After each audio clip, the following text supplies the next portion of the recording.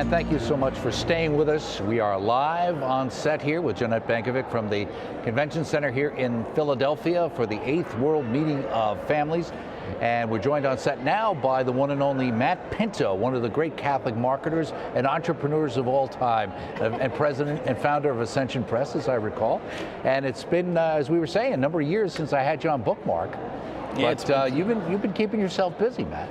Yeah, we've been keeping very busy, and it's a labor of love, and I just feel blessed to be able to do this work, and I watch you guys all the time. You're doing great, so congratulations to you as well. Yeah, and thank you for everything that you do through Ascension Press, Matt. You know, so many people have had the opportunity of growing so rich in their faith as a result of the marvelous projects that you put out, from the studies that you do, as well as all of the individual titles that you offer. It's a great, great work. Well, thank you very much. Great work for again, I feel blessed. evangelization. I feel blessed to do it. Now, Matt, you're local here, so I mean, you're in this general area, so it makes sense to a degree that you're here. But also, aren't you giving one of the breakout sessions? I am. I'm speaking on the topic of the sacred balancing act, busy families and family spirituality. And my wife Marianne and I have 6 children, and on any given Saturday we're running off to 6 to 10 sports games. So we know what busy life is like. And so, how does one fit the faith in a busy family, or actually, how does a busy family live a life of faith? So that's what I'm going to speak about. Oh, that's exciting. Can you give us some pointers? What are you going to say? Well, I'm going to get specific on some things, but I'm really going to share an overarching principle, and the principle is intentionality. You pursue that which you love. And one of the quips I say is, if you love the Grateful Dead and you follow them all around the country, well, your kids will grow up to be deadheads. If you love the Catholic faith, it's highly likely your kids will be strong in the faith. So I'm going to speak about intentionality, and you pursue that which you love. Seek first the kingdom of God, that verse. We're going to unpack that. So when did you actually stop following the Grateful Dead then, Matt? Wow. I don't think I ever started. My older brothers and sisters. You weren't a Jerry Garcia guy. No. Huh? Okay. Well, let's ask you, though, about that, all the stuff you're doing, the catechesis, the kind of books you're doing. I know Ascension's doing a lot of things that are targeted these days at the parish. It seems like the idea of creating very accessible multimedia programs and platforms that can be used on the parish level, right? Yeah, that's what we do. We used to publish books, and we still love books. I have more books than we can even begin to attempt to read in my own personal life. But we just found that the majority of people interface with their faith at the parish level. And so by empowering and equipping pastors and DREs and others, we just thought there was a better chance of reaching more people, and seems to be playing out that way, although who knows what God has in store for us. But so far it's going very, very well. We're blessed to work with many, many parishes in a given year. Let me ask you a question, Matt, about your entry into this area. I know that you're a man of deep faith. I know you're a man who loves to evangelize. So this wedding, so to speak, between publication and evangelization probably happened through intentionality. But what drew you to that method, if you will, of evangelization? I used to be a youth minister in San Diego. It was a rough gig in San Diego. And I realized 15 plus years or so ago that I could amplify my own efforts just by putting it in writing. I didn't have to answer the same questions again. So it really was as simple as that. It just was a means of leveraging your time and energy and resources. So that's the way it's continued to play out. So when you're not working on books and you have these various apostolates or ministries that are out there and outreaches, do you have something new? You always have something new. We do. I have a great staff. We're working on many projects right now. We're going to continue to focus on teen programs. We do a lot of adult faith formation, but teens, I think, are really on the receiving end of a fabulous culture in which we live, but it really can tear them away from faith very easily. So our hope and thought is that if we can do cutting-edge videos and graphics, we can capture the hearts. We were blessed to do it with a recent program on the Mass that seems to be breaking through some of the apathies. So we're going to continue to push the edge. I said to my one staff member, I said, I really want to keep a steady stream of young, hip people, because I'm no longer hip. 25 years ago, maybe. Come on, man. You're always hip. Well, thank you for that. So it's while we're talking here with Matt Pinto, we're getting some images from the main hall. We're waiting for the keynote address that's coming up from the new auxiliary bishop of Los Angeles, Robert Barron, who we had earlier, and actually can see internally here at least that Deacon Harold Burke-Sivers, our good friend, is up there at the podium right now. We're continuing to talk here with Jeanette Bankovic and also Matt Pinto. Matt, when you're reaching out to various teen groups, you said teen groups, and one of the things we're doing ourselves is something called Cool to be Catholic, which we're trying to promote videos and that from high school students and also from college students to get some exposure. We know there's talent out there to get that going. We've got a new series with Justin Fatica, kind of a little edgier for us, a little different, because we're trying to reach out, like you say. It seems to be that a lot of us can get the kids when they're younger, maybe preteen kind of thing, and then we get the families, thank goodness, coming back when they get married or they start having children, you start thinking about the future. But that teenage bracket's really tough, isn't it? Oh, absolutely. And again, we Catholics, we believe in the created order, and we affirm that which is good in the world. I don't look at the world, as I believe you don't as well, as inherently evil. It's morally neutral, if not positive good. So I think one way to reach the teens is to affirm much of the world and then use it to leverage the conversation. One thing I do with my children is we watch a lot of secular movies that have, of course, we're guarded in how we do that, but they open up great conversations, and with young people as well. And do you force them to read your guides at the same time? Absolutely. All my kids are tested. My kids are tested quarterly. So yeah, they don't eat. Guidebook there for understanding the Passion or Kinsey or some other movies. But they get cliff notes from their dad at the dinner table. So when it comes test time, they do better than most. Well, you know, I just want to underscore, I think, the wisdom in your approach, because we certainly know that the youth are the future of the church. Sure. We also know that by the time they reach a certain age in their teenage years, they've already become scathed by the world, you know, and we know that sometimes their whole contemplation of those sacraments of initiation with confirmation is a, you know, get out of CCD card, you know, as opposed to being this strengthening process to live those virtues, to live the reality of Jesus Christ in their everyday lives. So when you present the material to them, Matt, I mean, in what way do you try to make it current so that it's something they can relate to, but at the same time challenging, you know, really encouraging them to be warriors for Jesus, to get out there and to be those soldiers for Christ, as I remember so well from the confirmation rite when I received the sacrament. Sure. I mean, I think teens will see when something is inauthentic pretty quickly. And even through the medium of television, I think they can see that the presenters that we have are real. They're relatable, and that type of relationship, even formed quickly over this medium, can lead to trust, which then can lead to influence. So relationship can be formed even through this medium, but the way we do that is through presenters who I think people see in their eyes are real and authentic. That's a better word. You know, I was thinking too, because you're dealing a lot more with the parish-based things. Are you finding a greater hunger in the parish, not only from the parents, but maybe officially from the pastor and like the DREs, et cetera, that they realize maybe because there's a new generation of the John Paul II and the people even who grew up on the Scott Hahn tapes and other materials and Mother Angelica, who really see that we need that, because you mentioned we hear it over and over again. What was Mother always doing? Devotionals and catechesis. Oh, we don't need that stuff anymore. We're past that. And what do you hear all the time? People were poorly catechized. Yeah. We've known each other 15 plus years. The landscape that we find ourselves in now is dramatically different than it was 15 years ago, 10 years ago, even 5 years ago.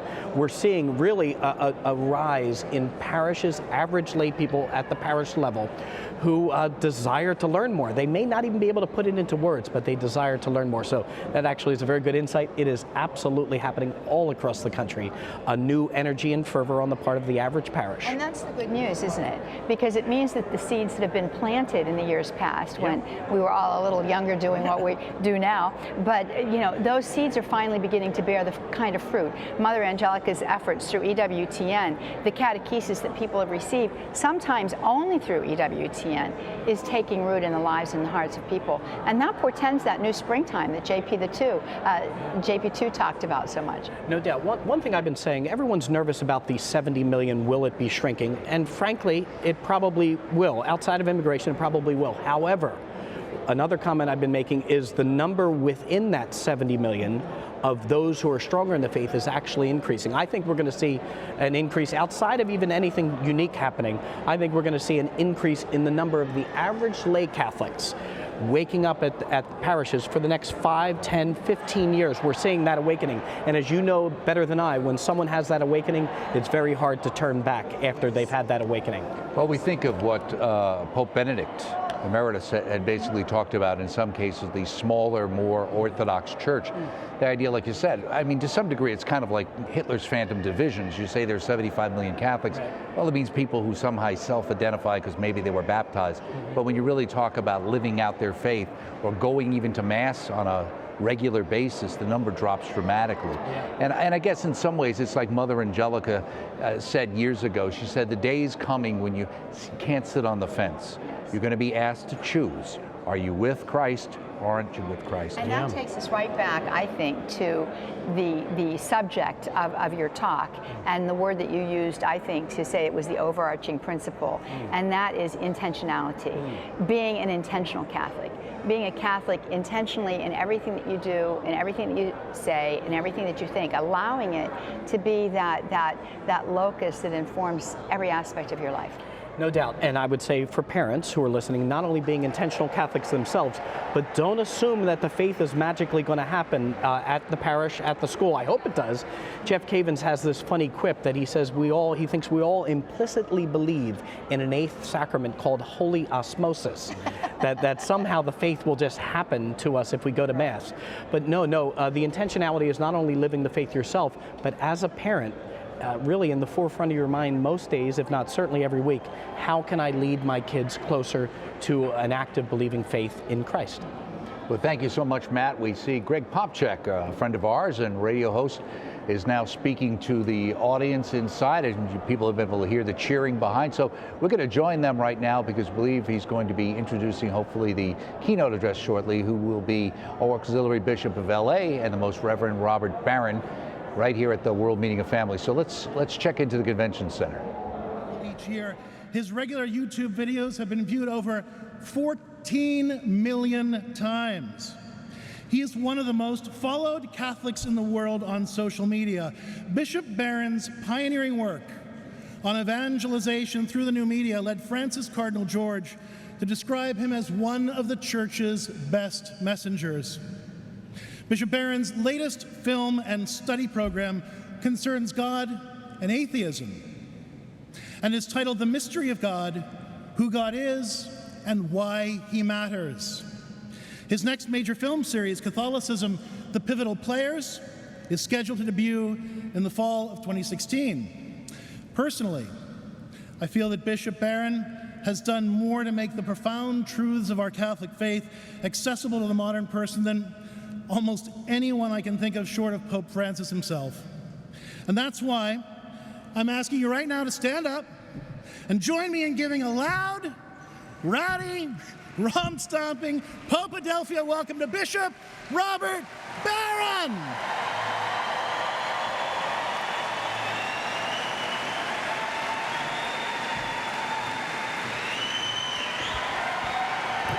Thank you all. God bless you for that. Thanks. Thank you all.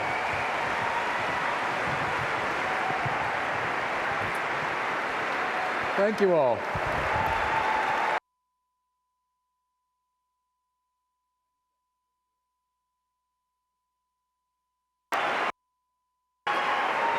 God bless you all. Thank you for that. I'm always wary of the standing ovation before I speak. That's always a worry for me. Hey, listen, what a thrill to be here and just to see this crowd. I love talking to a little intimate crowd from time to time. It's a sign of the vitality of the Catholic Church, and so it just lifts up everybody who's here. God bless you for that. I want to pay tribute right away. I don't know if I see him, but there he is, Archbishop Chaput. I think one of the really great churchmen in the world today, so thank you, Archbishop, for all you've done.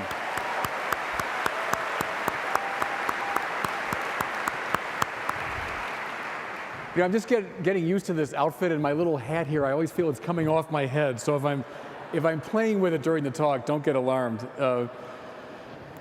Listen, I'm delighted to be here with you and to be the first keynote speaker at this very important conference. And the topic that was given to me is one that I'm delighted to speak on, which is the image of God, the Imago Dei, which is the source of our joy. Here's the one idea now I want you to get from my talk. So right off the bat, let me just tell you what it is. That the Imago Dei is not some little special privilege that we hang on to for our own spiritual benefit. Rather, as in the great parable of the talents, the image of God is for the world.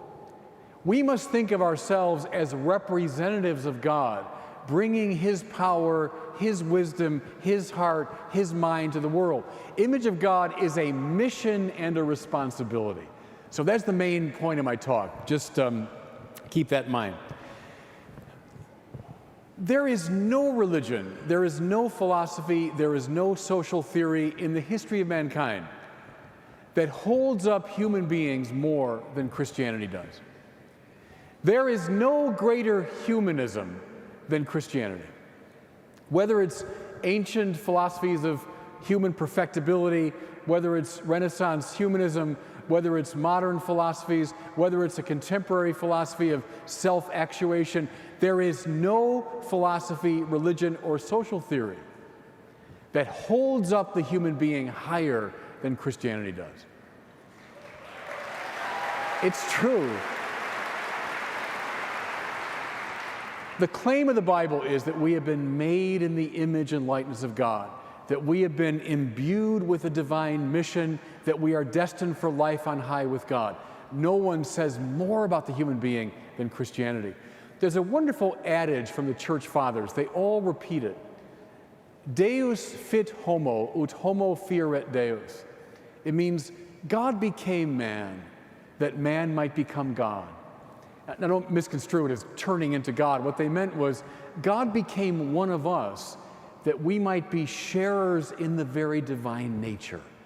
That's what Christianity is about. That's Imago Dei.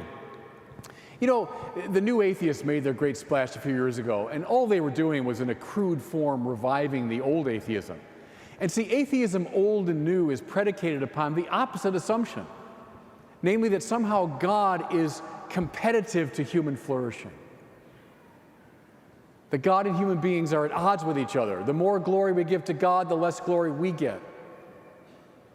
Read Feuerbach, Marx, Freud, Sartre, the rest of them, and then read Christopher Hitchens and Richard Dawkins. The same old tired argument that God is a competitor to human flourishing. Well, listen, everybody, that is inimical to the Bible. The great biblical image is the burning bush. Remember the bush that Moses sees that's on fire but not consumed.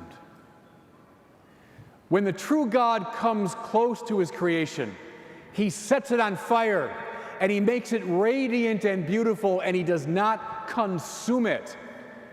That's the sign. Look at the saints now. That's the sign that God has come close, that we become luminous and radiant and beautiful. We are not consumed, but we are enhanced. That's why St. Irenaeus, in one of the best summary statements of Christianity, can say, Gloria Dei, homo vivens. The glory of God is a human being fully alive. That's Christianity. That's Imago Dei. And listen, especially young people, don't let the atheists, old or new, teach you otherwise. Don't let the professors of atheism teach you otherwise. That's inauthentic Christianity. They're battling against a straw man. The real thing is a deep, deep humanism. Okay. As the clock is ticking down, there's a great clock right in front of me here, which is telling me exactly what I should stop, which is actually good for you. Listen, let's go back to the very beginning, to the opening chapters of the book of Genesis, to see what this thing looks like. Notice first, when God creates the heavens and the earth, it's not like the ancient myths. In almost all the ancient myths of creation, creation happens through some primordial act of violence. One god wrestles another into submission. One set of gods defeats another. There's none of that in Christianity. But rather, through a sheerly nonviolent act of speech, God gives rise to the world. Let there be light, and there was light. Let the earth come forth, and it came forth. God does not wrestle anything into submission when he makes the world. God does not have to put something down, but rather through a sheer act of love, he gives rise to the world. So it always goes with God. Notice too how beautifully liturgical the account of creation is. As all the elements come forth from God, one after the other, like a liturgical procession. Sun, moon, planet, stars, earth, animals, insects. Notice, please, everybody, at one time or another in the ancient world, all those things were worshipped. Sun, moon, stars, the earth itself, the sea, they were all objects of worship. You see what the author of Genesis is saying? No, they're not to be worshipped. Rather, they themselves are in a beautiful liturgical procession because they are meant to give praise to God. How do they do it? Well, who's the last person, the last element in this great liturgical procession? But human beings. Just as the priest, now I can say, or bishop, comes last, the most important figure comes at the end, so in Genesis, humanity comes at the end of this great liturgical procession. Why? Why? Because our deepest task is to lead all of creation in a great chorus of praise. Through our human voices, the whole cosmos finds its voice giving praise to God. See, and that's why the church fathers saw Adam before the fall as the first priest. It's a beautiful idea. The first priest, his job was to praise. Pope Benedict taught us that the word adoration comes from the Latin ad oratio, right? Ad ora means mouth to mouth. The one who adores is aligned to God, mouth to mouth. We hear in the Song of Songs, let him kiss me with the kiss of his mouth. See, that's the stance of adoratio, mouth to mouth. Adam, the first priest, is the one through whom the whole universe gives praise to God. Secondly, we hear in the second account of creation that as God stands next to Adam, all the animals come forward and Adam names them. What he's literally doing is cataloging them. Katalogon in Greek means according to the word. With God next to him, he names the animals according to their intelligibility. The church fathers saw this as Adam's role, humanity's role, as scientist, as philosopher, as truth teller. Not making up the truth that we want, but cataloging the world, naming it according to the intelligibility God has placed in it. Adam is priest, he's also prophet, truth teller. Finally, he's king.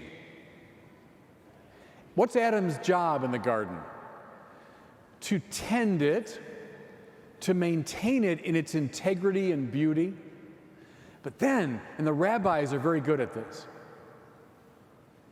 he was meant then to go on mission and to Edenize the world, to turn the whole world into a place where God is being rightly praised. That's the kingly task of Adam, to go on the march. We speak of an ecclesia militans, don't we? A church militant, a church on the march, Edenizing the world, bringing God's good order to the universe.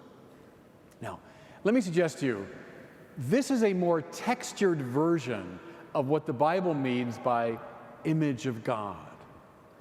We're made in the image of God. It means we've got a mission.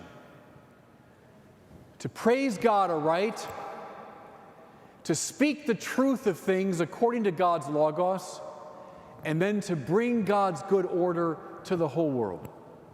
That's the imago Dei. That's the image, precisely as mission. Now, what goes wrong with us according to the Bible? That imago gets compromised. Instead of worshiping God, we worship all kinds of other things. Wealth and pleasure, power, honor, our own egos. Paul Tillich, the Protestant theologian, said, "The only thing I need to ask to understand everything about you is, what do you worship?"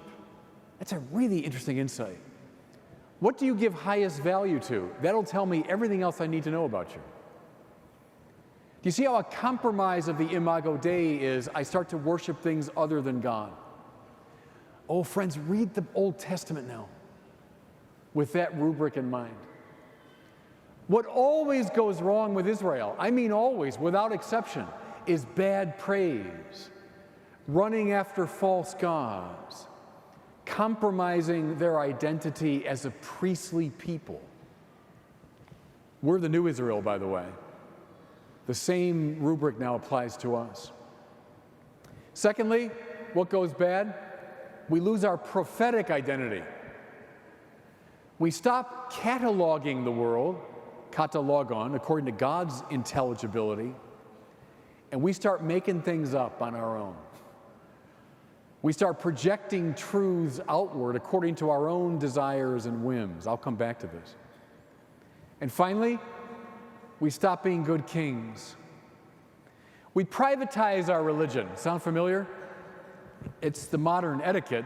Keep it to yourself. You know, it's your little private concern, but don't start marching around the world with your religion.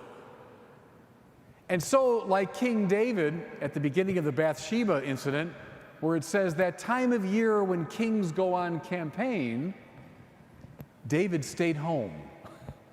And see the trouble he got into. Watch it when we kings stop going on campaign and start privatizing our religion. Okay?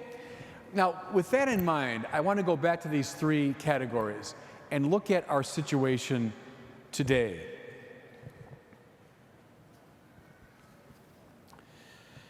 First of all, priesthood.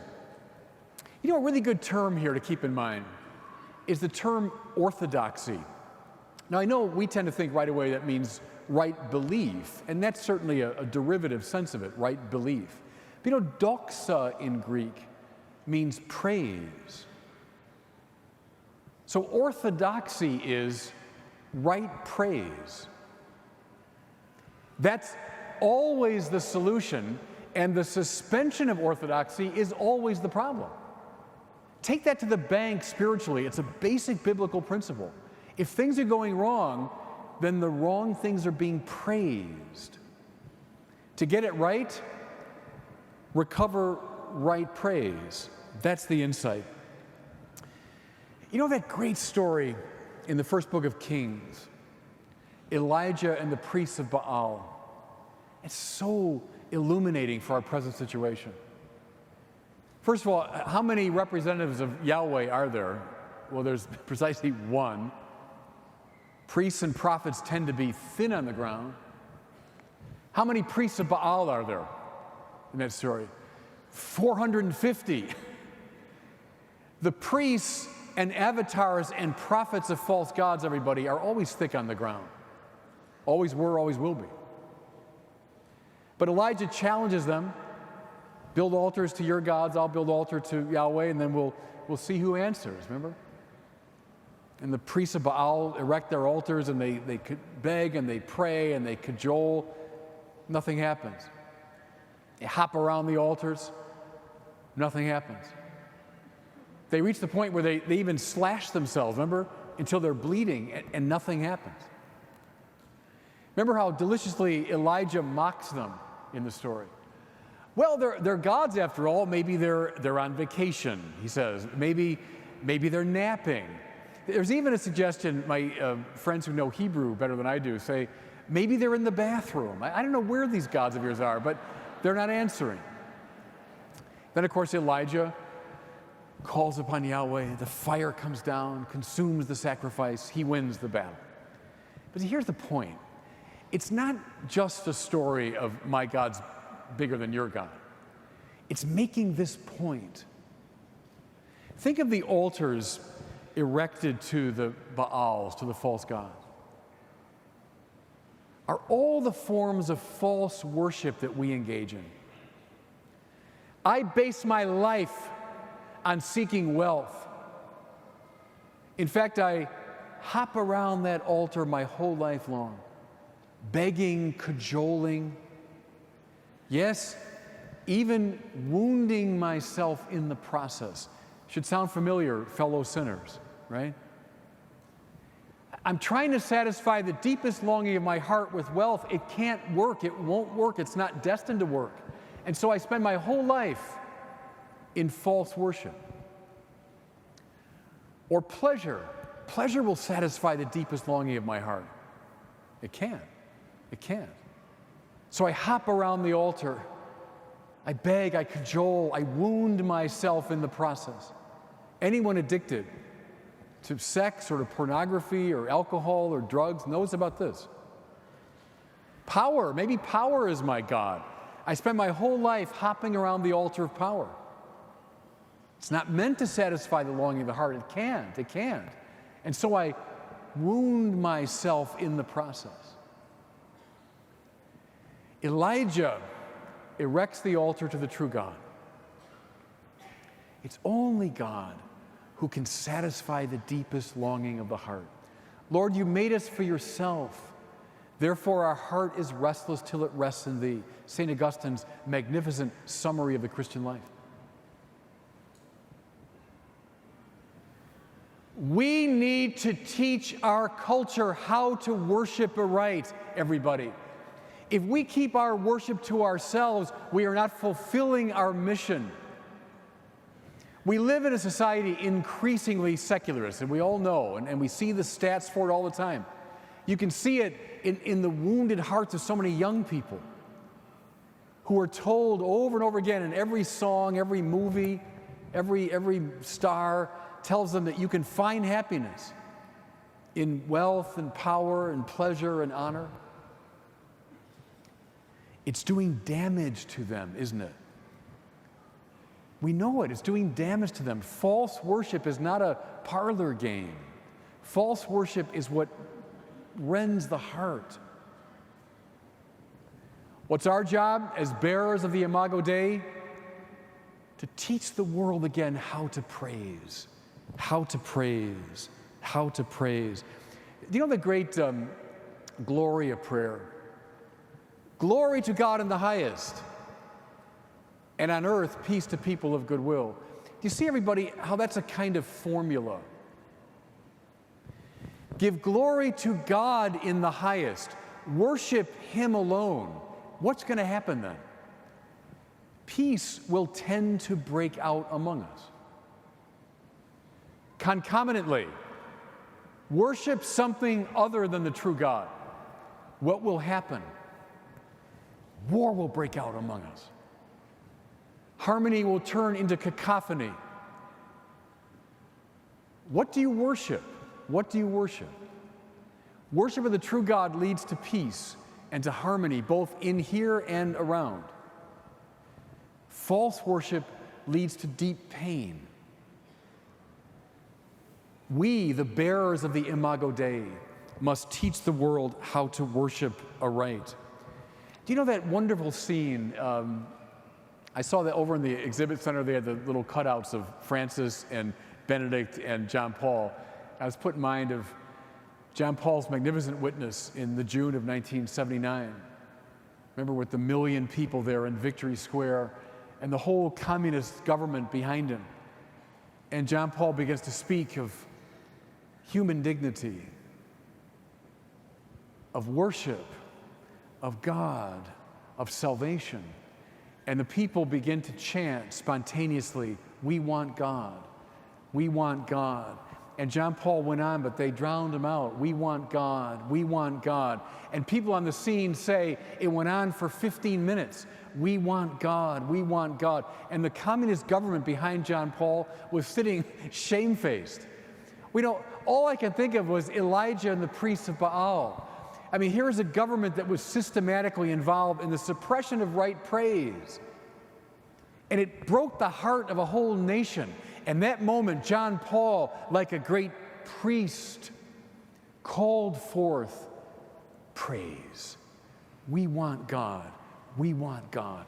That's our public role. That's our public responsibility as priests, bearers of the divine imago.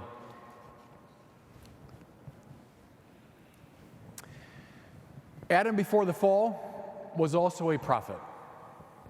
Cataloging, naming things according to the logos, according to the divine intelligibility that God had placed in them. What's the problem today, everybody? And we know it,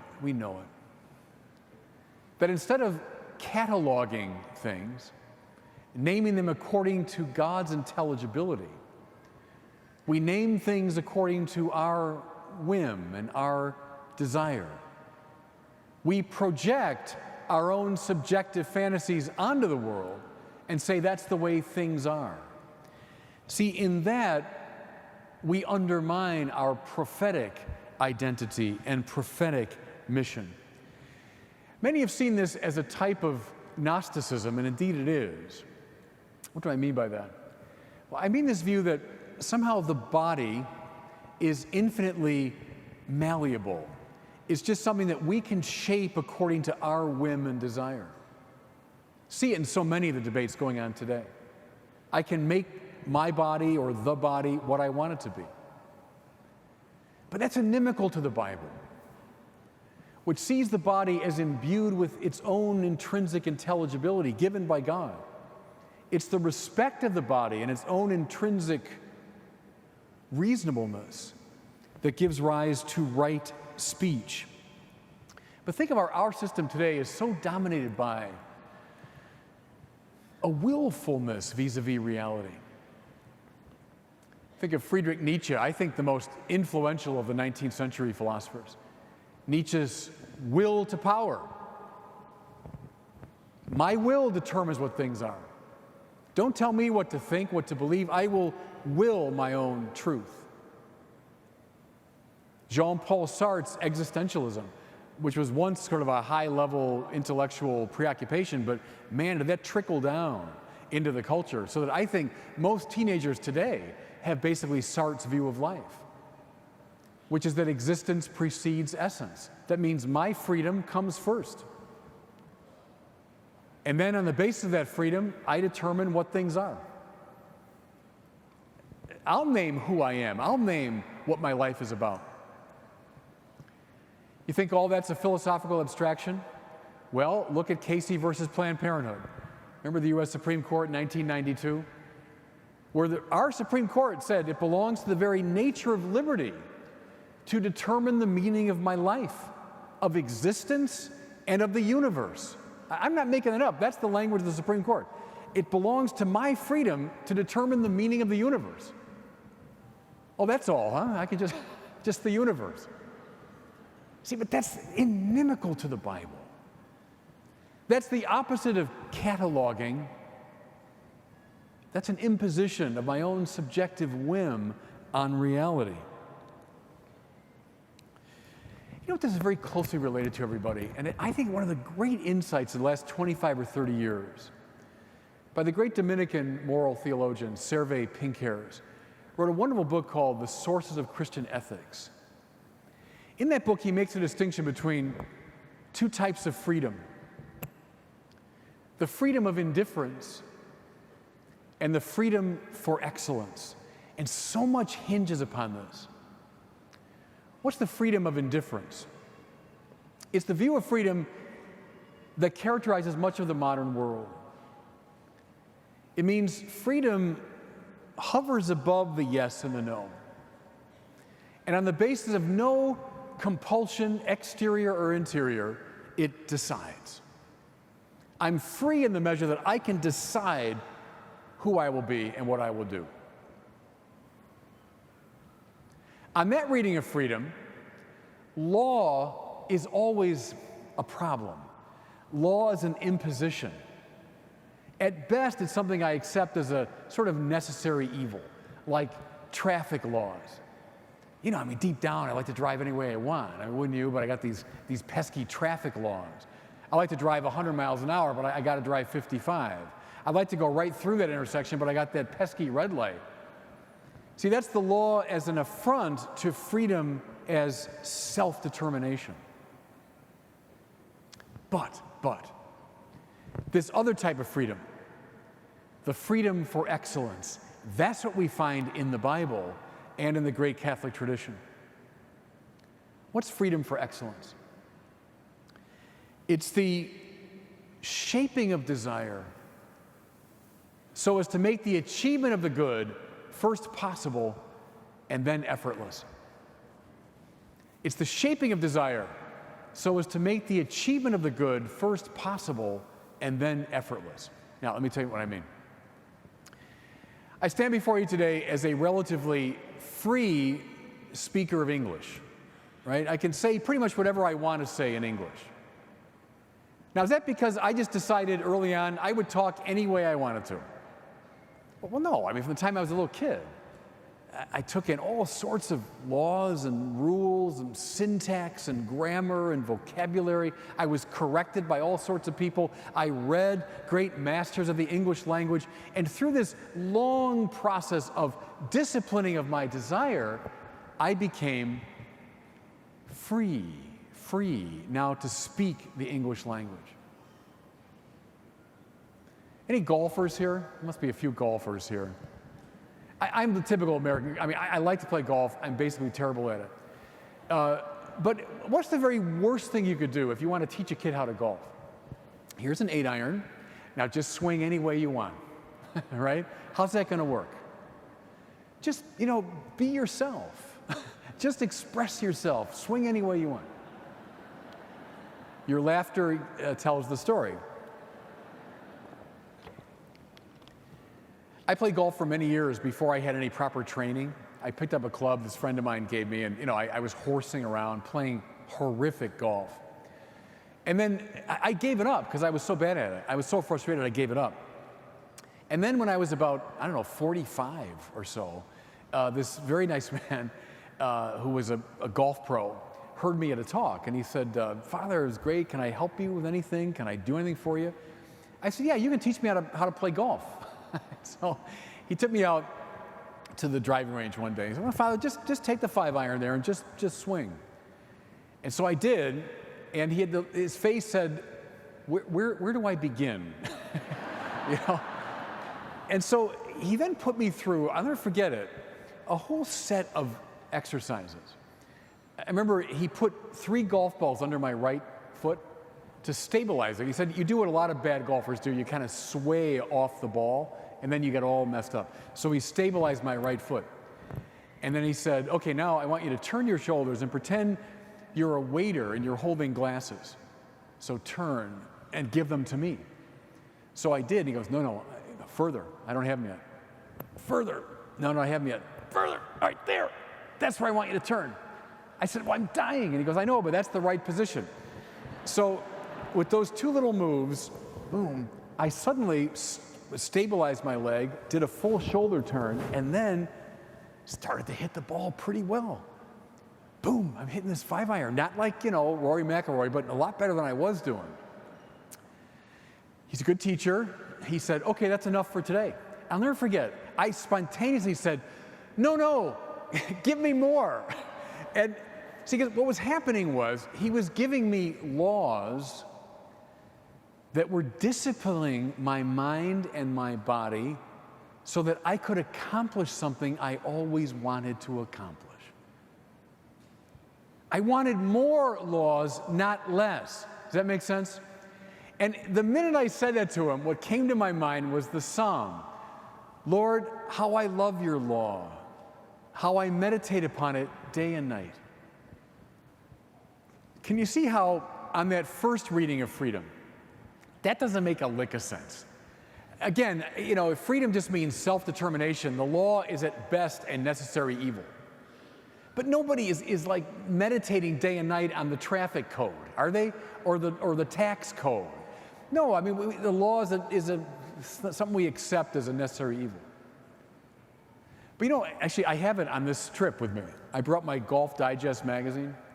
Golfers know about that. And it's got stories about golfers, but at the heart of Golf Digest are always a set of diagrams showing you how to hit the golf ball. about shoulder turn and elbow position and legs and this and that. And so there I lie in bed at night meditating on the laws of golf. But you see how on that second view of freedom, that makes perfect sense. Because the law there is not the enemy of freedom. The law is the condition for the possibility of freedom. See, what I'm seeking is freedom to play the game, to do whatever I have to do, whether it's putting or it's iron shooting or it's tee shots. I want to be free. And the law is going to set me free. I think, friends, one of the biggest problems we face is, as a Catholic Church, we speak of the law. We speak of the moral law. We speak of the theology of the body, etc. And how is it read? It's read through the lens of that first type of freedom. And that's why it's seen as an imposition. It's seen as, we're the church of no. No, but see, we have to understand those laws according to the second sense of freedom. And then we see that the no is always in service of a much greater and more abiding yes. Does that make sense? And then when we speak the moral law, we speak the truths about the body, the truths about the family, the truths about complementarity. We're not seen as imposing some alien limitation on freedom. Rather, we're proposing what makes true freedom possible. See, that's the hinge upon which an awful lot of this turns, I think. And see, we've been cowed in many ways into prophetic silence. Who are you to tell me what to think? Who are you to tell me what to do or what to believe? And so we privatize, we silence ourselves. But part of the Imago Dei is to engage in prophetic speech precisely for the sake of the world. And see, friends, if we stop speaking, it won't be heard. That's the call, the prophetic call.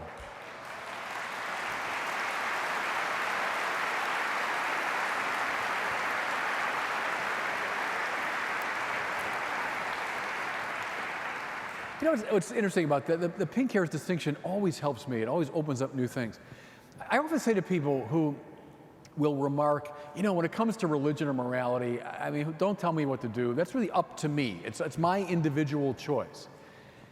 Would you accept that logic in regard to anything that you take seriously?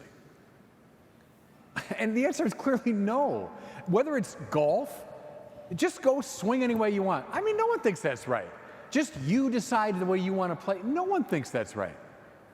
Play the violin. Well, just pick it up and you'll get it. No one will accept that logic of just play any way you want. When it comes to things we take seriously, we love the law. We reverence the law. We love those who are able to speak it to us clearly. See, and this is the ground for our prophetic confidence. The fact that the church does speak clearly and unambiguously about certain moral issues. Why the church uses the language of intrinsic evil, that some things are just wrong in themselves. There are objective moral values. We need to keep saying that to a world that's grown deaf to it. But here's the thing. The church's extravagant demand, and it is extravagant because we're not interested in spiritual mediocrity. Are we? I'm not. Jesus says, be ye perfect as your heavenly Father is perfect. Church is not in the business of making spiritual mediocrities, settling for second, third, or fourth best.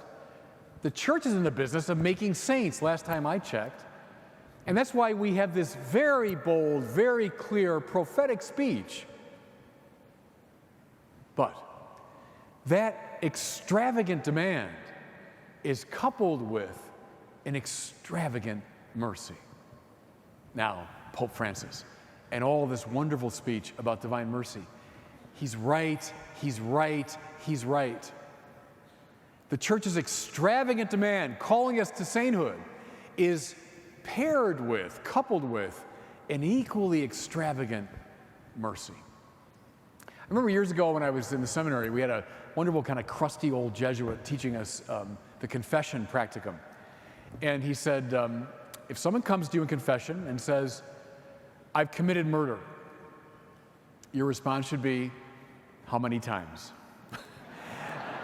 Now, you see, the point he was making was, that shouldn't lead you to some point where, oh my God, I'm leaving the confessional. No, the church's mercy is extravagant. Even if he had said, I've committed murder 20 times, is he sincerely repentant? Is he seeking the mercy of God? Then the church lavishes the divine mercy upon him. The extravagance of the demand is met by an extravagant mercy. See, here's the thing I feel, friends, really strongly about. Don't drive a wedge between the two things. And don't pretend it's a zero-sum game. You know what I mean? Well, if I'm really stressing demand, then I got to under-stress mercy. Or I'm really going to stress mercy, so that means I can't stress moral demand. No, that's repugnant to the logic of Christianity. G.K. Chesterton in Orthodoxy has a great reflection on this. We don't say Jesus is a little bit human, a little bit divine. We don't say, oh, the more you stress his divinity, the less you got to stress his humanity. Or vice versa, the less you stress.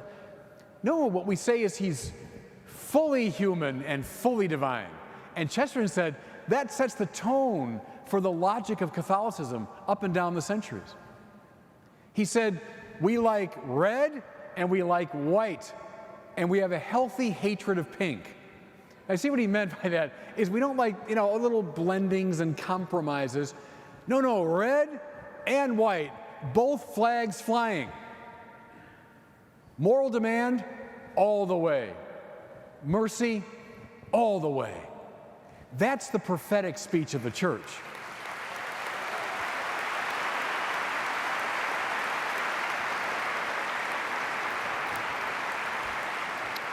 Good, thank you. Reread Chesterton's Orthodoxy on that. Again, he's just a source. It's now over 100 years old, that book, but a source of such wisdom. It has been for me anyway.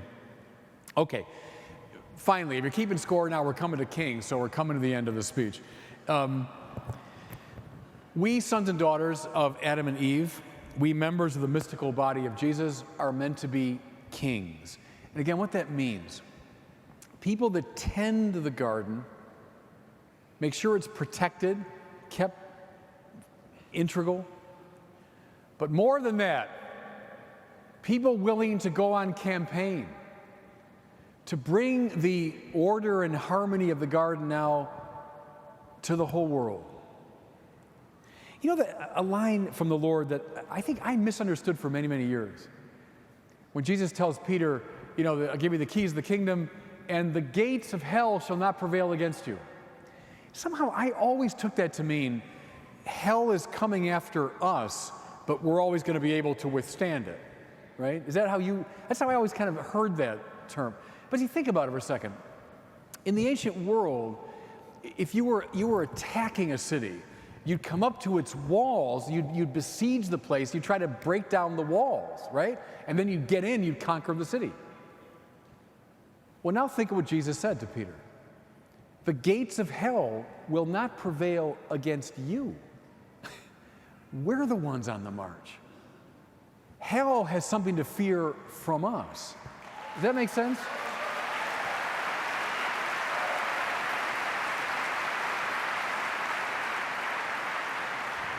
But see, it won't happen if, like David, at the time of year when we're meant to go on campaign, we stay home.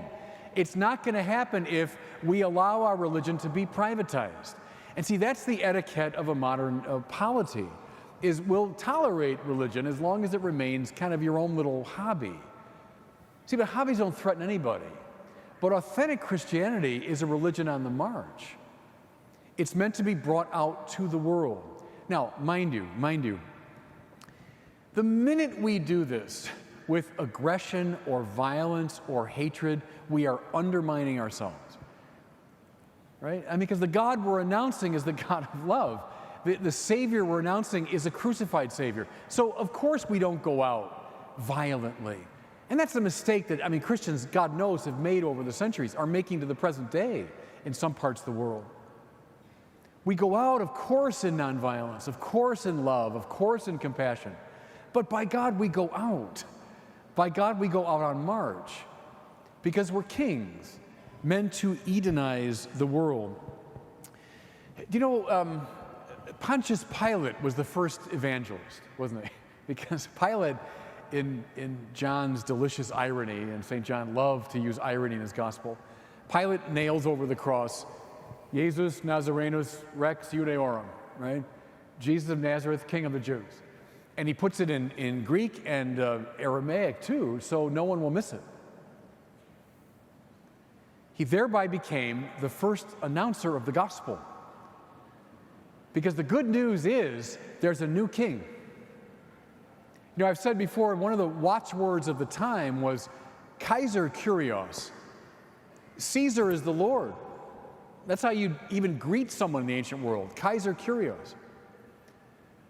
Paul, who got this message in his bones, Paul kept saying, no, not Kaiser Kyrios, Jesus Kyrios, right? Jesus is Lord.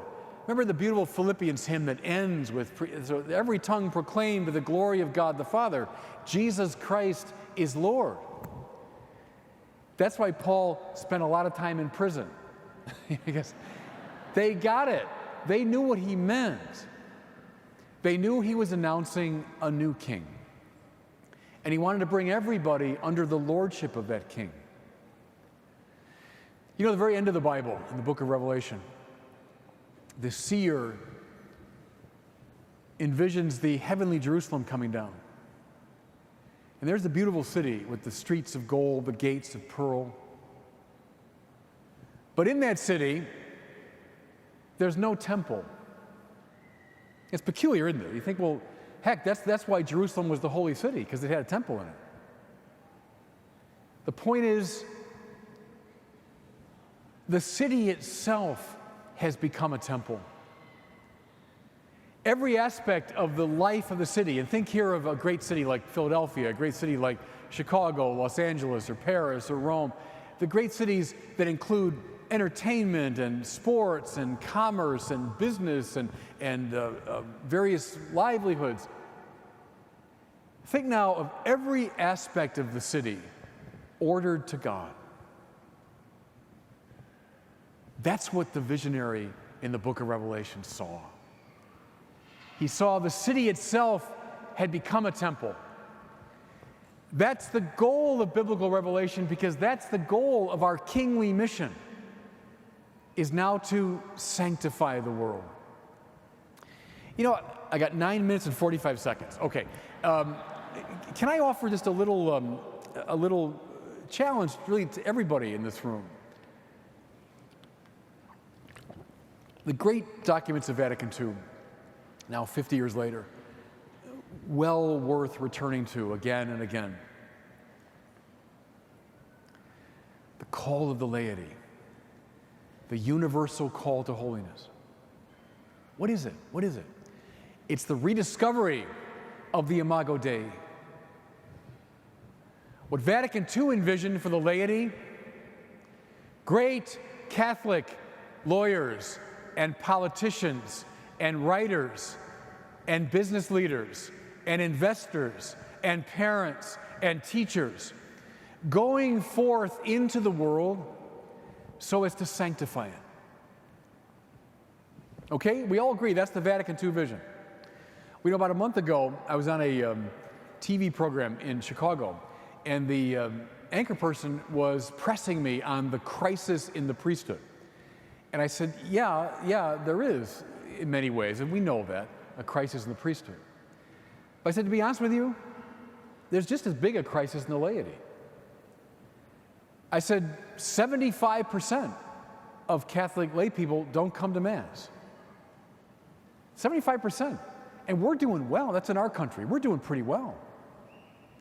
If you had told Henri de Lubac, Romano Guardini, Joseph Ratzinger, Hans Urs von Balthasar, the great figures at Vatican II, if you had told them that in the year 2015, 75% of Catholics stay away from Mass, they would have seen their project as a failure. Vatican II wanted to revive the Mass, didn't it? It wanted to bring more people to the Mass, full, conscious, and active participation. Do you ever wonder why our society is becoming increasingly secularized? A lot of reasons. Might give you one of them. Because so many Catholics have stopped going to Mass. The source, thank you.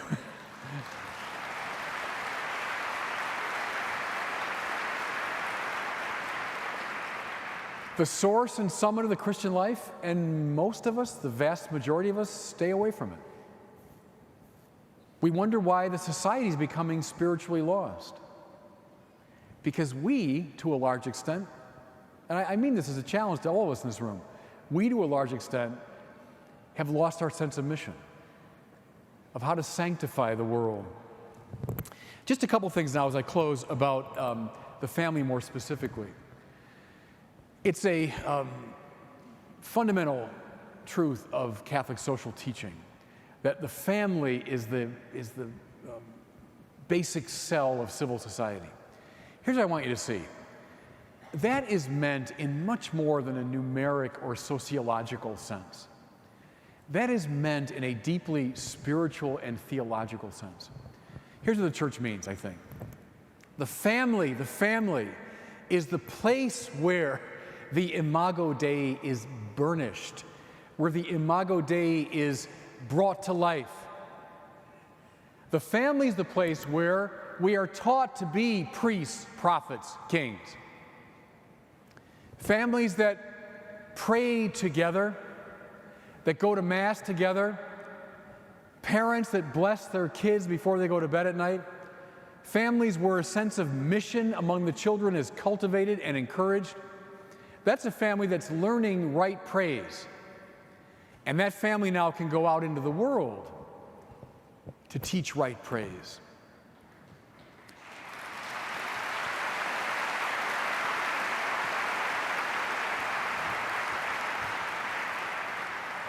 A family where basic moral truths are taught and above all lived is a family that's learning how to engage in prophetic speech, that now learns how to go out to the wider society and speak this important truth.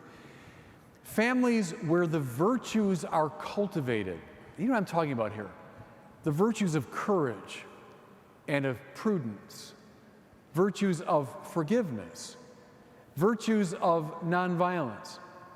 Where these virtues are being taught, that's a family which can now go out to teach the world those same virtues. A family where missions are encouraged, where parents know their most basic responsibility is to encourage the God-given mission of their kids, those are families that will now go out into the world and teach the world their missions. Does anyone find it puzzling? Thank you. We shouldn't find it puzzling that when the family breaks down, society breaks down right behind it. Right?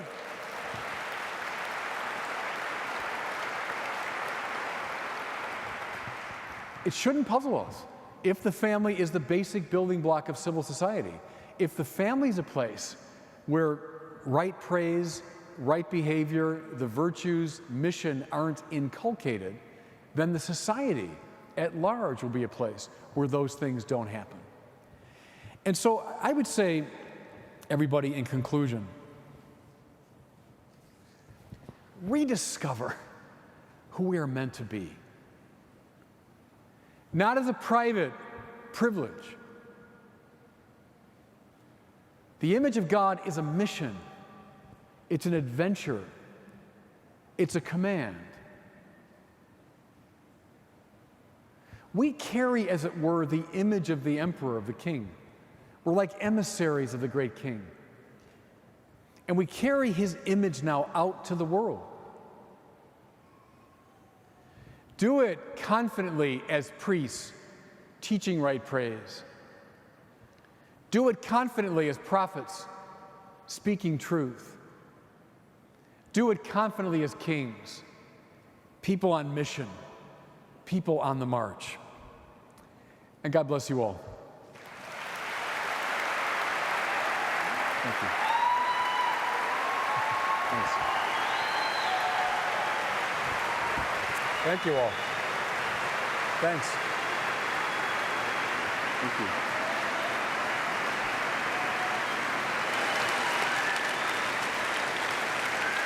Thanks. Thank you all.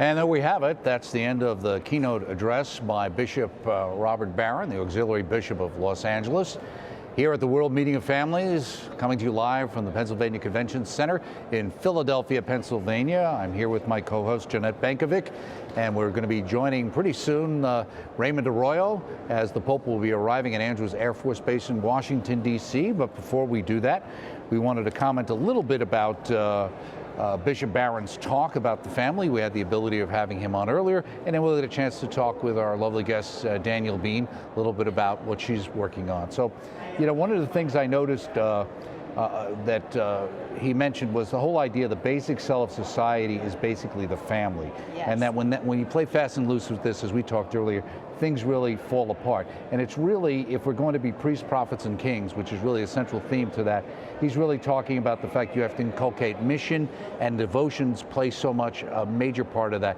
in the family itself, inculcated with the children, right? Yes, absolutely. And I think that it goes back to that idea that we have to begin to look at our Catholicism and apply it in intentional ways. And I'm thinking about the great gift that we have in so many devotions within the life of the church. One of the ones that we know our Holy Father is most fond of is the devotion to Our Lady under her title of Mary, Undoer of Knots. And this is one I have to tell you, Doug, that I've personally adopted and I've shared with so many people. And it involves the Rosary, and I don't think there's a better devotion, you know, than the Rosary. Right. It involves the Rosary, but it talks about the realities of life from the viewpoint that, as St. Irenaeus tells us, the Mary's fiat, her yes, unties the knot of Eve's disobedience. And so when, you know, we hear Bishop Barron talking about devotions, there are so many that we can incorporate in for any kind of need or use. This is what helps our children to develop that firm life of faith. Exactly, and my wife has been praying that as well, and it's very helpful. And the family is very important, and that's one of the reasons Danielle Bean is here. And Danielle, good to see you. Last time we saw each other on Bookmark, author, host of a television program, The Gist, as well. And you're also one of the breakout speakers, right? Now you're doing it as a team group with two other people, yes, right? Yes, that's right. I'm actually speaking on behalf of Catholic Match, and so the CEO, Brian Barcaro, and another employee there, Robin Lee, who is my co-worker at Catholic Digest. It's all one big happy family. We're presenting together, and the title of our talk is Dating as Discernment. So it's really talking about the problem of marriage, where it begins. You know, we always are focused on marriage is broken in our culture because of the divorce rate. Well, let's go back and look at how people are approaching marriage from the very beginning, and the fact that fewer people are getting married, people are getting married later, fewer people are valuing marriage from the very beginning, fewer people are dating with a mind toward marriage and being vocation-minded in their young adulthood.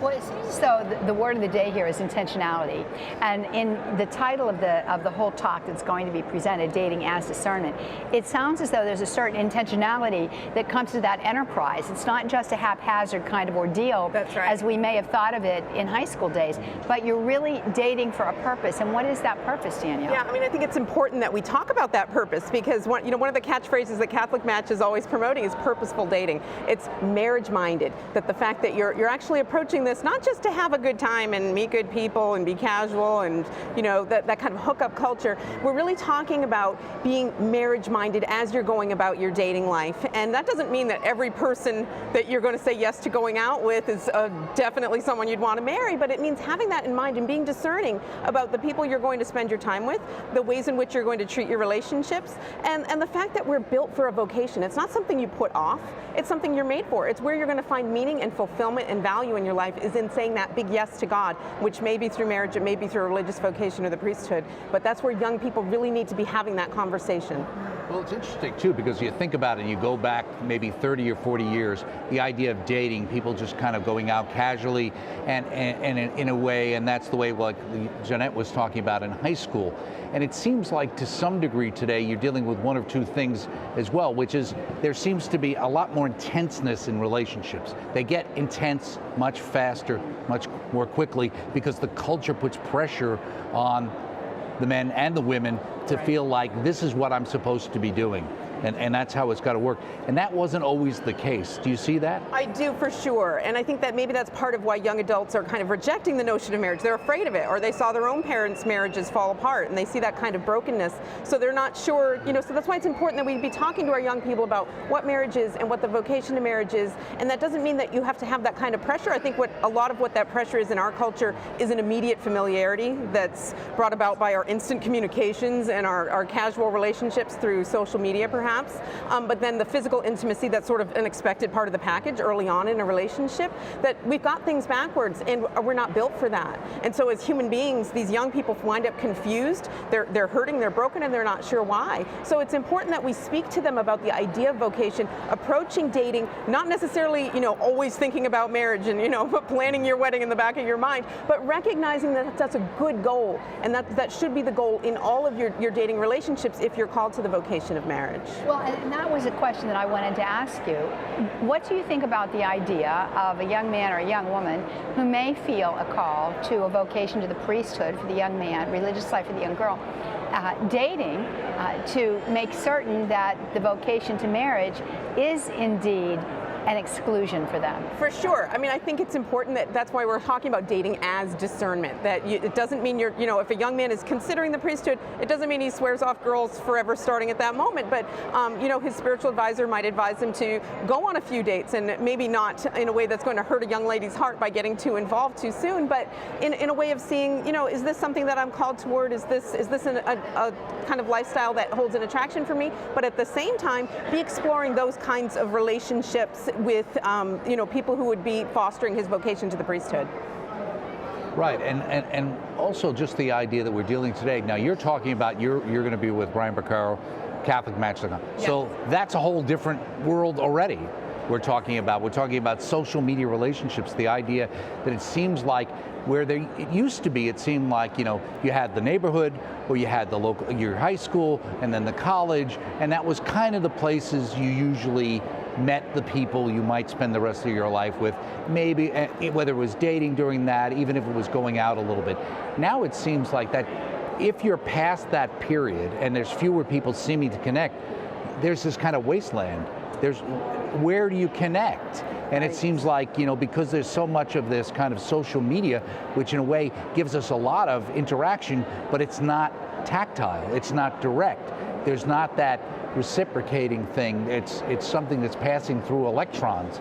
How does that impact the whole dating situation? I mean, I think it's really important to make that point, that our culture's changed in those significant ways, and to note the ways in which that changes our human interactions, and then ultimately the ways it needs to change our ministry. When we're talking to young adults, when we're talking to moms like I do with some of my other work, when we're talking to families like I do through Catholic Digest, that we need to approach this recognizing the ways in which our culture has changed, many of which are we're so connected and yet we're so disconnected, that we're so immediately intimate and yet it's not real to people in significant ways. The way that it was with previous generations, it used to be relationships were a very organic thing. You'd have your family and your neighborhood, as you talked about, looking out for you, helping you foster those kinds of relationships. I think many times young people during their dating lives, moms when they get married and start having children, and families as they grow, can feel really isolated in today's culture, that it's important that we get together, that we connect with one another and build those kinds of relationships and work on supporting, encouraging, and networking with other people who share our values. That's why I'm thrilled to be here and to see the beautiful kinds of ministries and the things that people are doing, and just the ways that people are connecting with one another in meaningful ways. Yes. I'm thinking about this couple, and let's suppose that relationship does spring up through electronic communications, Sure. through a site, for example, like we're talking about. When those individuals get together, do you think that there is maybe an artificial sense of knowing more about the person than they do. And I'm going back to yesteryear here, but you used to have the opportunity, especially in neighborhoods before the society was so mobile and we were all stretched out into the suburbs, you had the opportunity to observe somebody in their natural habitat. You had an opportunity to know a little bit about the family, to get a sense of what was important and constitutive in that person's life, as opposed to something that is somewhat artificial, because you don't even know if everything that you're getting is quite accurate. Right, and I think that's important to point out that, you know, it's a great tool to have the internet, to have social media, and have all these different ways of instantly communicating, but to recognize that it's a tool with limits, and that human interaction is important. Physical presence is important. We learn that through Christ himself in the church, the beauty of the sacraments, where your physical presence is required. Thank you very much. You have to be there to get those graces. You have to show up. That's right, you have to show up, and Jesus himself shows up physically. That our bodies matter, our physical presence matters. It's part of our human relationships and part of our human experience. It's the way we're intended to connect with one another. So if you pull that out of the equation, it's never going to go well. But just recognizing that at the beginning and having that conversation can make a resource like Catholic Match very useful. You just recognize the limitations of it and build from there. As you said, to use it as a tool. That's right. Yes. Because as you were both talking, I was thinking about the whole idea of so many times when you meet people, you know what I mean, there's that unspoken connection, there's an intuition, whatever you want to call it, you sense whether when you're talking to that person, looking into their eyes or having a conversation, you can see, you know, am I getting a true feel? Is this really the person that this person said that they were, rather than relying, like you said, just on somebody putting their best foot forward? And we even find that in dating. We all know that people sometimes have to go out for a while, because then you start to see, as you become more relaxed with each other, you tend to be more yourself, and then you start to see, well, the things I was willing to overlook before, I'm not so unwilling to overlook. And those are the things you need to see, so that you realize that when you get married, we all know marriage is a magnifier. It takes the good things and makes them dramatically better. It also takes the things that irritate us at times and make them seem worse than they were before. Absolutely. That's why it's important to talk about the vocation of marriage, that it's a vocation. It's a call to self-giving love. It doesn't mean it's going to be all hearts and flowers all the time. And in that it's a calling, I like to remind people that it's a calling that you answer every day. You say yes to it every day. That if you mess it up, the good news is the next call is the next minute. You know, that you can always have another chance, another opportunity inside of that vocation, that call to self-giving love, which doesn't come naturally to any one of us. It's very difficult. It's a challenge and it's a trial. And you know, when you're in love and you've got all these romantic notions, and you're not thinking about that time after the honeymoon, but that's what every couple ends up facing. So you need to approach it in that way. And so I think it's very important with regard to the whole concept of discernment to have a sense of what virtues you're looking for in a person. You know, what aspects of an individual that you would want to spend your life with would be most important to you. And I think the virtues are a good basis for evaluating. That's a great point. And it's something I try to teach my own children as they're growing older and discerning dating relationships themselves, that, you know, it's important to think about virtue, and then think about the virtue that you look for in a romantic partner, and then cultivate that in yourself. That, you know, make yourself a marriageable partner. Make yourself that ideal partner that you're imagining and praying for. And a marriageable partner. I think that's beautiful. Yeah, that's what every one of us is called to be, right? Yes. Whether you're going to marry Christ himself or the church or a spouse, that it's really, it's what we're all called to do, is cultivate that relationship of that with Christ that builds that virtue within ourselves, so that we become the person that he means for us to be. Well, we're speaking here with Daniel Bean, who's one of the speakers at one of the breakout sessions happening later this week here at the World Meeting of Families in Philadelphia, as we finish up here and wait for the Holy Father to arrive at Andrews Air Force Base. And in fact, it appears to be, Jeanette, that we are going to do just that. We take you now to Raymond Arroyo and his papal posse.